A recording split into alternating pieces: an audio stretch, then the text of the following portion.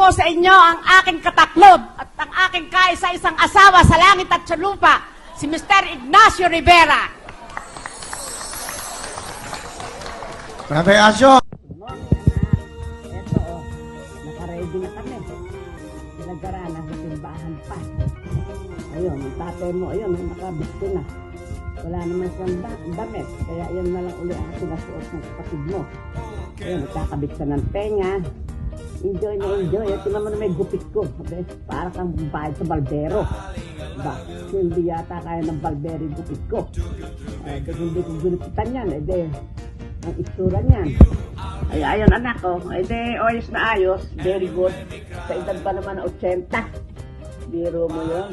Haba na nilakbay sa mundo. Kaya sabi ko, salamat sa Panginoon. At yung kalakasan ng katawan at yung konti-konti sakit, okay lang yun.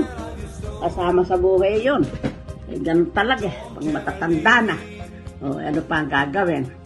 Ayan. Ayan ngayon, ayan, maglalagay siya ng ano ba yun? Harap ka, harap. Humarap ka naman. Harap. Ayan, Ayan, gwapo-gwapo, tingnan mo.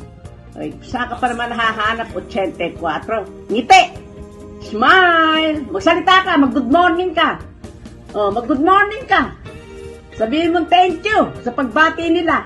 Thank you sa lahat!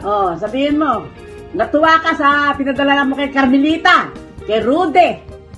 Sino ba yan? Basta happy-happy yung tatay mo sa mga ginawa niya kapag Sino ba yan? sa mga kapatid.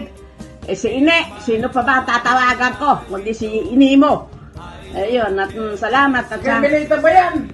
sa awa ng Diyos, eto, malalakas. Pati boses, malalakas. Ha, ha, ha. Yan, ang buhay anak ko. Sige. Happy-happy kami. Bye. Carmelita ba yan? I miss you. Bye. Ingat. God bless. Eto anak ko. Eto kami natatay. Maupo ka ha. Eto kami, Ayan, nakapag-video kami magkasama. At sweet na sweet, kunwari. Hindi ba? Daw buhok niya. Hindi pa siya pasalamat at nagupitan ko siya ng kay ganda-ganda. Ayun, ang sabi ko nga sa kanya, pasalamat siya palagi sa Diyos. Yung kanyang ingay, bawasan.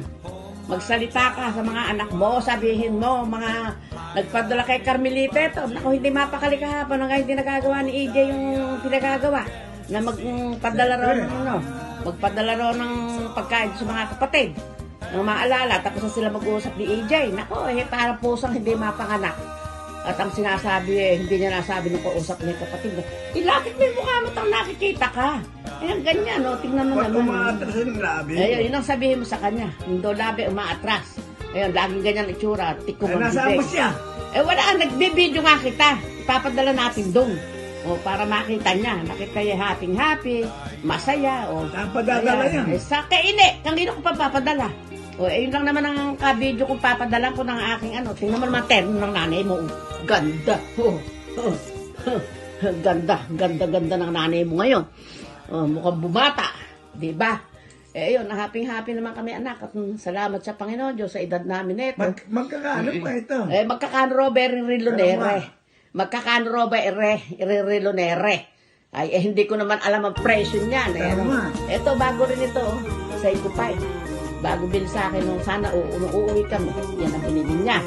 Sa tatay mo, ito. Ito naman ang binili. Ano pa naman biyaya at hindi ka makapagpapasalamat ng todo-todo sa Panginoon Diyos. Hindi na kailangan malaman kung magkano yan. Basta ang importante, ayan, tumayo ka. Tumayo ka. Ayan. Ayan, bye! Love you!